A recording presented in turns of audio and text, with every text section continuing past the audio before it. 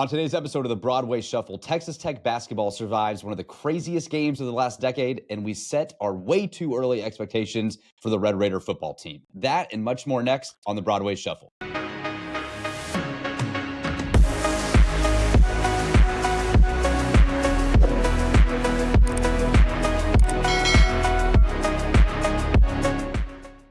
Episode 52 of the Broadway Shuffle with Clayton, Zyler, and Conrad. I'm Brennan, and wow, still having to breathe and recover from the double overtime thriller victory over Arizona State. 17-point favorites coming in, boys. Not necessarily what we expected, but nonetheless, you walk out with a battle-tested and gritty win and find a way to get it done at home. We'll get into that. We'll get into the ESPN article that was released by Max Olson that got into Texas Tech's transfer portal offseason, the money spent, what it means for your program. We'll set some way too early expectations for that as well. But first, we would love for you to like this video and subscribe to our YouTube channel. 60% of our listeners each episode are not subscribed. So make sure you hit that subscribe button and subscribe to our channel so you never miss an episode. If you're on Spotify or Apple, follow along as well there. We love the support that we're getting, and thank you for tuning in to our show. So before we get into the game, before we get into some football stuff and other things, I've got a story to share really quickly. I pulled a prank on Conrad today, and I wanted to wait until the episode to share this, but my brother ChatGPT'd roast Brennan Baxter from the Broadway Shuffle. Okay. And then said, be mean, be really mean is what he said. I wanted to read what he said, and then I'll tell you what I told Conrad really quickly. Brennan Baxter, the host of the Broadway Shuffle, a Texas Tech sports podcast, seems to believe that his weekly musings are the heartbeat of Red Raider Nation. Alongside co-host Clayton Anderson, Conrad Mills, and Zyler Buchanan, Brennan offers the hottest takes and updates on Texas Tech sports as if the world has been holding its breath for their next episode. In episodes like Rough Weekend for Texas Tech, Brennan and his crew dissect the latest sports disappointments, perhaps unaware that rehashing losses doesn't make them analysts. I'll skip the word instead next. Their YouTube channel boasts a modest collection of videos, each promising insights that could easily be found in a 5-minute scroll through Twitter. So if you're craving commentary that reaffirms the obvious and stretches the mundane into an hour-long ordeal, the Broadway Shuffle is your go-to source. After all, who needs expert analysis when you have Brennan and his band of merry men to state the painfully evident? So if you're tuning in for the first time, welcome to the Broadway Shuffle. So I send this to Conrad, and I say, dude, have you seen this? And I was like, it's all over Red Raider Sports and Twitter. And Conrad immediately calls me and is like, who said this? What's going on? Like, where are you seeing this? I can't find it. And I was driving back from Odessa, and I just kind of waited a while. And then eventually, I told him, and it was really funny. And Conrad was very angry with me. But I wanted to read that because I thought it was so funny that ChatGPT could so eloquently describe our podcast. I thought it was great. So I wanted to start with a little prank. Conrad, you over it now? You doing okay? Yeah, I'm doing fine. I was just a little triggered by hearing that somebody would say such mean things about our wonderful show that you need to like this video and subscribe to the channel so you can get every episode. I was just offended that, even a computer was coming after us. I thought it was just the Colorado internet fans that didn't like our show, but no, it's ChatGPT as well. ChatGPT is ruthless, man. So, okay, well, there's that. So Never stops. Never stops. So, Z, let's go right into basketball. Arizona State comes in. You're a 17-point favorite. I know it's late. We're recording this late Wednesday after the game. Initial thoughts? Yeah, we had been talking, and I said, you were probably due for some 3-point regression on your defense. You had been holding teams to like 28% through Big 12 play, and I was like, I don't know that we're just like forcing these crazy, tough contested shots. I didn't think it would come, the regression monster would show up to the tune of Arizona State shooting like 52% from the 3-point line, but it arrived and you survived it. This is the second Big 12 game that you've won where an opponent has shot just over 30%. Anytime else that's happened, you've lost. The other instance being Houston, you were able to win. So credit to the team finding a way to win. You've won in a variety of different ways. JT Toppin deserves a massive shout out. Just going to read his stat line here. He had 41 points on 22 shots, 17 for 22, which is unbelievable. He had 15 rebounds, 1 assist, 3 steals, 2 blocks, We won't mention the turnovers. And yeah, that's an unbelievable stat line. Highest scoring Red Raider since Jarius Jackson. So very impressive Wow. stuff from him tonight. Yeah, and overall, just Toppin was able to just completely dominate inside. Clayton, your boy, you share the last name as him, Christian Anderson. Can't say enough about the kid. I think the CBS commentator was just enamored by him. I think fell in love during this game with Christian Anderson. What are your thoughts on his play and over the game overall? Yeah, I thought he had a great game, specifically overtime. I was looking at his stat line. I kind of expected it to be a little more gaudy, but I guess he did most of his damage in overtime. But the way he was running the pick and roll and second overtime, I think it was second overtime, man, he was dicing them up. And then to get I can't remember what his name was, but to get that kid's fifth foul when he got him on his hip and then just kind of stopped in front of him, that was a huge play in the game. Yeah, man, I'm really looking forward to Christian Anderson going forward as a Red Raider, but also for this year. Mhm. You know, if he can be a second ball handler, specifically like in the pick and roll, take some of the work off of Elijah and then Chance trying to create offense, I think that could help you out a lot down the stretch. Yeah, and Conrad, D5 with 27 and 5 on the offensive side of the ball. He stepped up in a big way too. His post game continues to evolve. He's starting to move, to both sides, use the left hand, right hand. What were your thoughts on his play overall and the impact he had tonight for the Red Raiders? Yeah, this was one of his best games of the year for sure, if not his best. And the number that stood out to me was that he only had one turnover, which I thought was really big for us as well. When you get a guy like him playing at this level, combined with Toppin doing what he did on the boards and obviously scoring as many points as he did, this is going to be a dangerous team. I thought D5 played really well. Want to see him continue to improve, but I think I don't want to be I know I provide the hype sometimes, but after watching us beat a team like Arizona State by 5 that we were favored to beat by 16 and a half, and then we go to double overtime with them.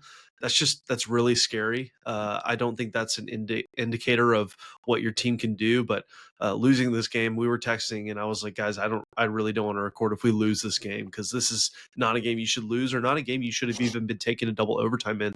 But the reality is that's just the Big 12 and Big 12 basketball, and anybody can get hot on a certain night, and that's what we saw tonight against Arizona State. Yeah, I guess one question I have, just initial reaction, is does this make you nervous for March more so? One game, you have a team that could get hot. Does the defense of problems that we kind of see come out tonight, does that make you more or less concerned, Z, for a tough matchup in March? I don't think this really changed any opinions that I have on our defense. Your defense is fine. It is not good. It's not elite. It's not great. Mhm. You just don't have the perimeter athletes on the outside that you need to defend at the point of attack. You just, when Elijah or Christian or Chance or Kerwin's on the ball, it's going to be tough sledding. And then when people can pull Toppin out of the lane or Federico, it's like there's just going to be no rim protection. So your defense is what it is. If you're going to make a deep run in March, you're going to need to be hot, and you're going to need teams to miss some shots. I think you have a lot of different ways to win, though. Different than last year's team. I think last year's team had like 2 very specific ways that they could win games, and I think a lot of that was injury related. We've got more ways that we can win here, but you're not going to be able to roll out your C+ game and beat teams in March. You're going to need to play well. Yeah, that's fair. Clay, when you're looking at the offense tonight, we've talked about guys in this really just waiting for a lot of them to come together at once.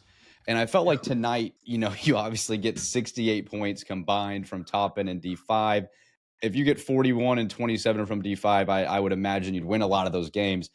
But seeing Chance have some putbacks, Kerwin had a good shooting night. And then, like we mentioned, Christian Anderson came alive in the late game overtime periods. It does feel, to Z's point, like you do have 4, 5, 6 guys that at any point could go get you a bucket to help you win in those close games. And we saw more of that tonight. I imagine that brings you a lot of confidence, thinking like, hey, if it's not Toppin, it can be Chance or D5 or Christian or even Elijah or Kerwin at times.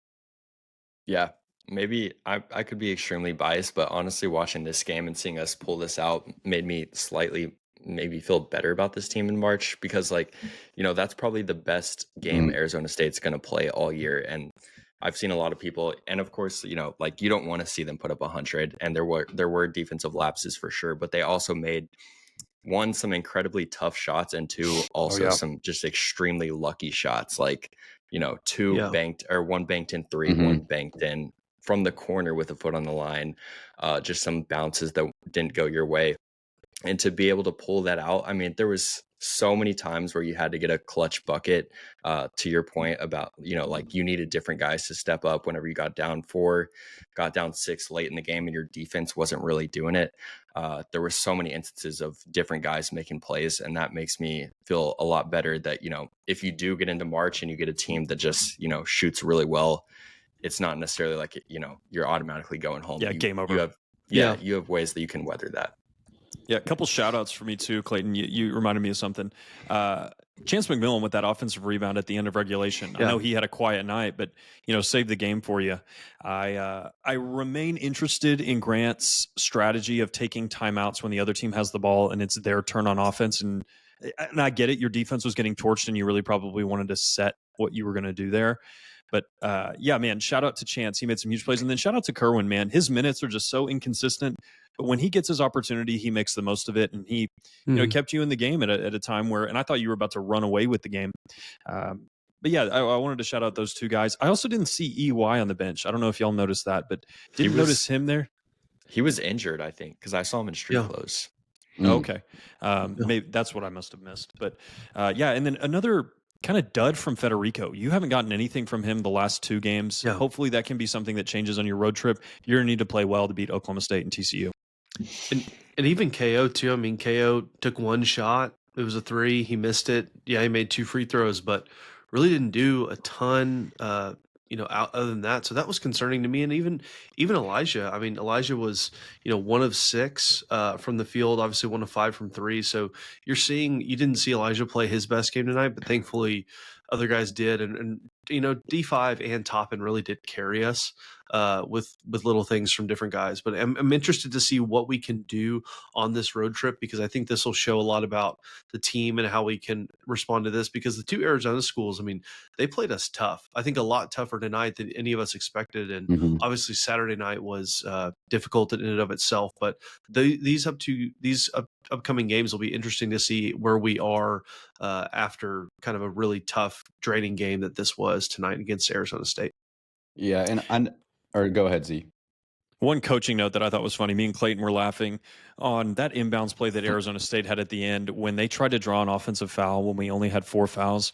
That's like almost coaching malpractice. If they would have called that, it would have only been the 5th foul, and then their runner would have been set. So it would have ended up being a worse situation for them. So I don't know if they just didn't understand the game situation, but Bobby Hurley, once again, not making the wisest of coaching decisions. He's had a weird couple of weeks, Bobby Hurley. And then what happened with D5 saying something to him and him getting peeved? Did we know do we know what that was? What did he say?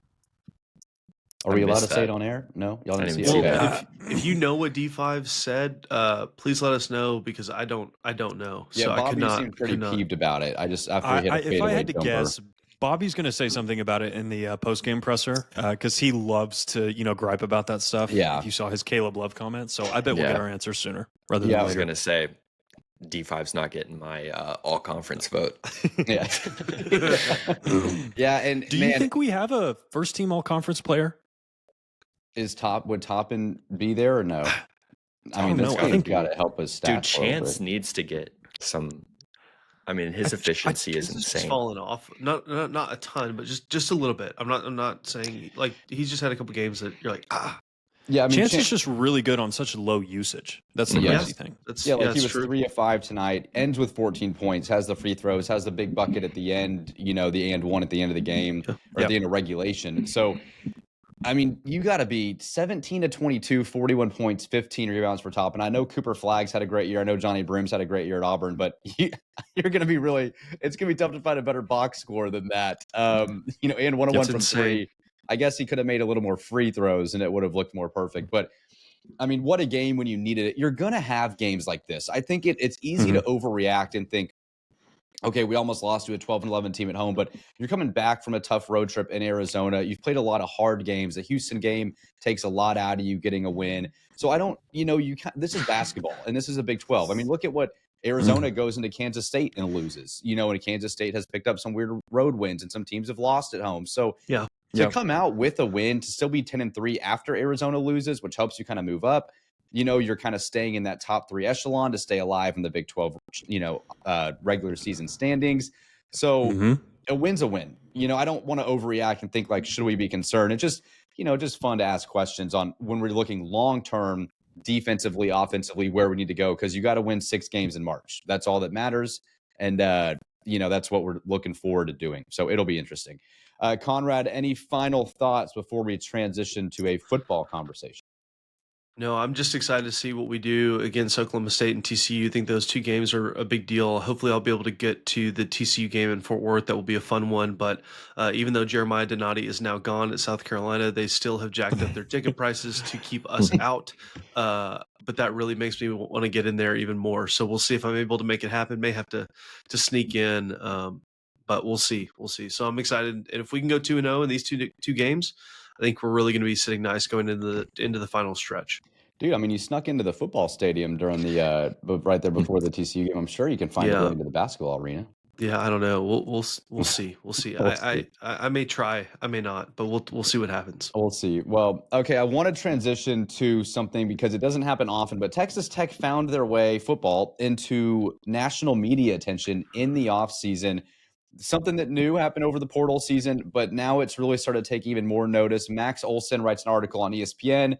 It's really about Blanchard and him, choosing to not go to Notre Dame, to stay at Texas Tech. If you haven't seen it, go look it up on ESPN.com. But I wanted to ask, I mean, this is not normal for us to kind of be getting this hype. We obviously had the portal season and we're crushing it. But man, I mean, what was it in your mind, Z? Like, the expectations, now I'm a little more nervous. Like, now it's like, hey, they got the portal, they've got the new stadium, they've got the $250 million facility. Like, all this is discussed about in the article.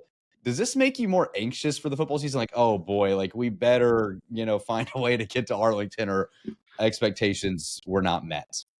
Dude, I go back and forth, and I think a lot of fans will kind of resonate with this. I don't know what I want to happen. Do I want people to like respect and fear us right out of the gate and say, yeah, this team should be number 1 in the preseason?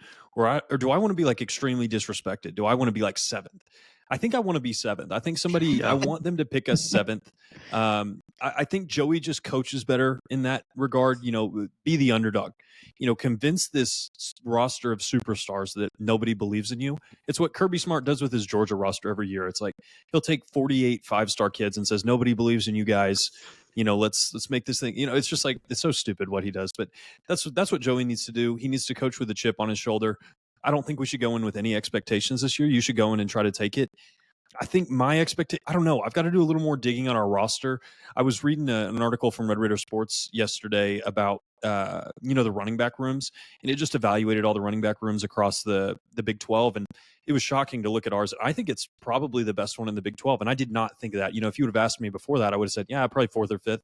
I think it's easily the most talented room in the Big 12. Mm-hmm. It's not the most proven in the conference. Mm-hmm. I think Baylor's probably got that. But Dickey and all of those guys, Joyner, Jacoby Williams. Anyway, we don't have to get into, specific roster positions, but I'm going to get more excited as the season gets closer. But right now, you're just hoping no injuries, kind of waiting with bated breath. That's kind of where I'm at. Long answer, but. Yeah, you obviously need a lot to go well still. It's football. We've seen teams that we thought were pretty good over the course of time have a lot of injuries and not be able to do what we expect them to do into the season. Conrad, you got to admit, though, it is exciting to see ESPN writing about Blanchard spurning Notre Dame, staying in Lubbock. You've got the portal guys, Lee Hunter, Reggie Virgil, our boy, the what do we call him? What's the White Knight? Cole was the White Knight. Great White Knight. The Great White Knight. The Great White Knight. The Great White Knight. I mean, so in your mind, is this Big 12 title or bust? Like, are we setting those expectations in February way too early? But are those the expectations for August? That's the expectation that I want to set, but I'm not going to set, because the reality is we've never been there. We've never done that. I know that's a hard dose of reality for some Tech fans with all the excitement we have. I'm cautiously optimistic for what we can do, but the reality is, if you better not be picked 1st, 2nd, 3rd in the conference, because all you've done to earn that is spend a lot of money.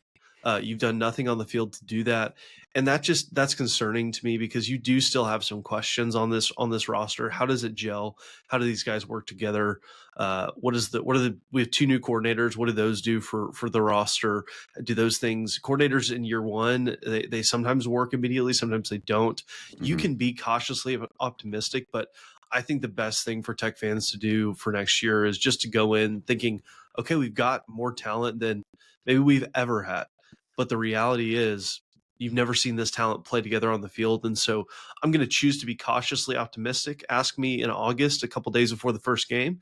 I may have a different tone, but right now I'm cautiously optimistic, but I do think that there's just a lot of work to be done in spring and summer before you can really get that excited about the season. I have a feeling the Kool-Aid factory will be humming, and the expectations. You're exactly will right. be Yeah, flooding I'm in actually August. shocked. Yeah, Yeah. I'm shocked he was so mellow about it. After Yeah. Well, Yeah. I just, you know, it's guys, We've it's changed a late you, night. Conrad. No, We've changed you. No, you have not changed me. It's just, it's a late night. I don't have any energy. It's been a long day. So ask me that when we record during the day again, and I may have a different answer. We'll- But no, we'll ask you you Sunday. should be excited about this team. I'll say that. You should be excited. Yeah. If I set the line at 9.5, would you take the under or the over? Oh, that's a really good one. I would go under. I think I would too. Wow. I'll go over. There he is. I'll go over. Yeah, I'll go over.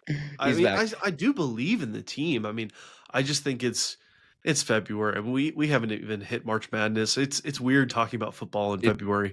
It's strange. Yeah, and we'll obviously have plenty of off-season debates and discussion to get Yeah. into this more, especially into spring football. But with the article coming out, Clay, it was just something where it's like, man, this is kind of cool to see, but I'm also a little scared because even in the article it talks, Joey's like, it's Big 12 title. Like Max Olson's like, it seems like Tech, it was said Tech has pushed their chips into the middle of the table. Like this is in an article on ESPN for all to see.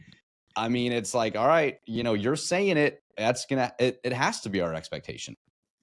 Yeah, agreed. And I like that about Joey. Like you don't spend 10 million in the portal to go 9-3, like we're saying, and get third place in the Big 12. So, regardless, first off, I mean, it doesn't matter like what our expectations are. You know that Joey's expectation is to win a Big 12 title.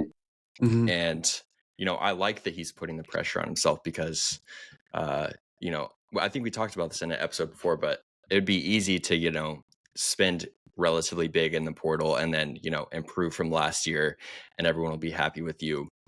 But to, like you said, to push all the chips in and to go for it this year, I'd like that our coach wants to do that and that we're not just, looking at Tech historically and saying like, oh, like, can we really win a Big 12 title? Because that's not something that we've done. But I mean, it should be, regardless of like what we think, if you spend that much in the portal, it should be expected that you make the Big 12 title game. That's the reason you're doing it.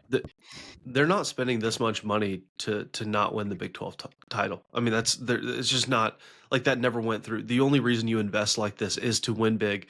And we've talked about how Joey loves to build up his program and his players with his words, and he's exceptional at it.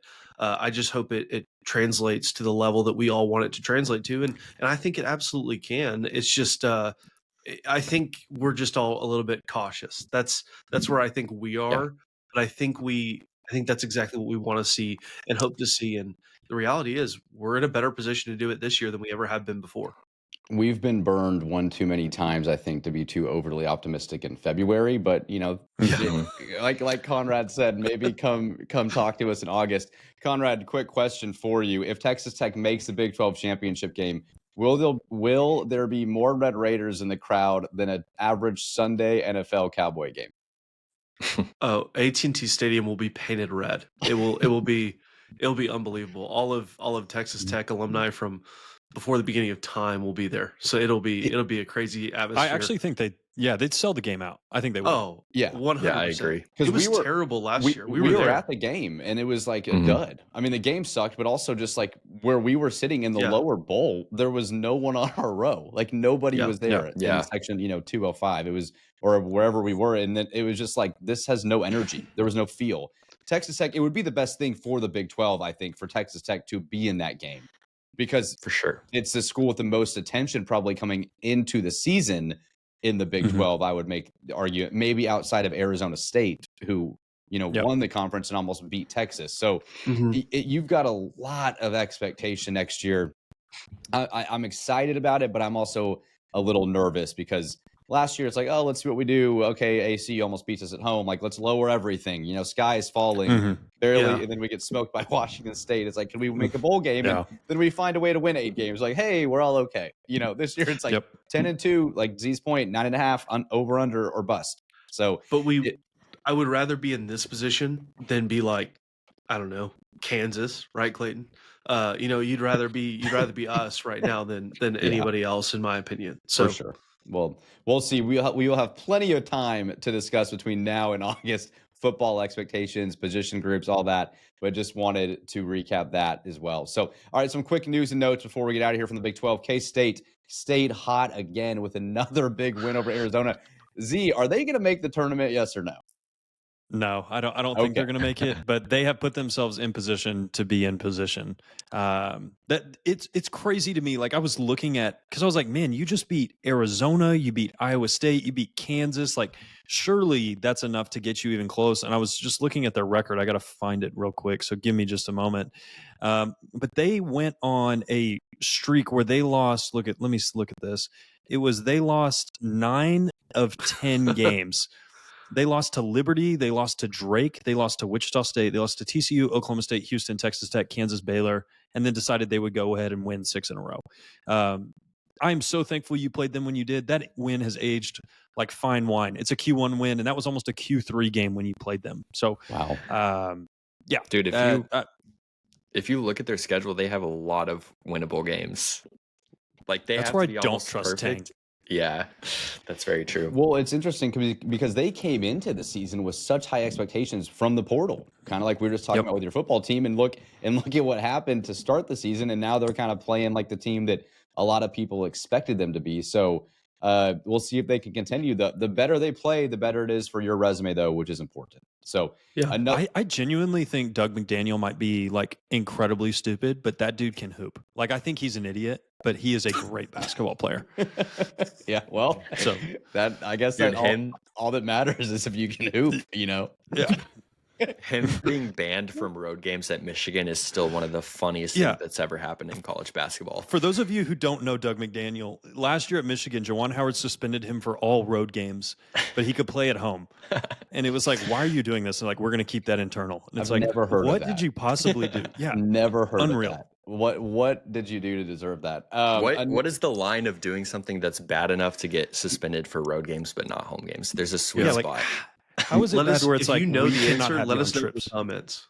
Let us know. We want to know. You think he was like sneaking out of his hotel room and going places he shouldn't go? Or, I mean, and like when you're at home, it's like they're allowed to go out after games or something. I mean, it's got to be something like, or was he doing, narcotics or something? I mean, it had to be something crazy, right? I think with Michigan, it was probably like you are failing all of your classes. You have to stay here and go to school. That's probably what it was. No, like, if I had to guess, dude, these kids don't go to school. Yeah, this is Cardell Jones is like every athlete in America now.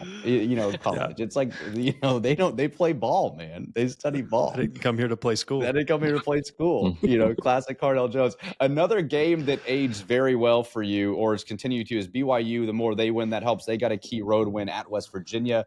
So those are two of the bigger games this week in the Big 12 that kind of mattered. Cincinnati has stayed in the race a little bit, winning, I think, 2 of their last 3 games. So they're at 15-9. So you've got these teams in the preseason, Cincinnati, BYU, Kansas State, that kind of came out of the gates a little slow, but have picked it up as of late, and it's helped your resume as well, too. So that'll be important. Other exciting news in Texas Tech sports this week as well.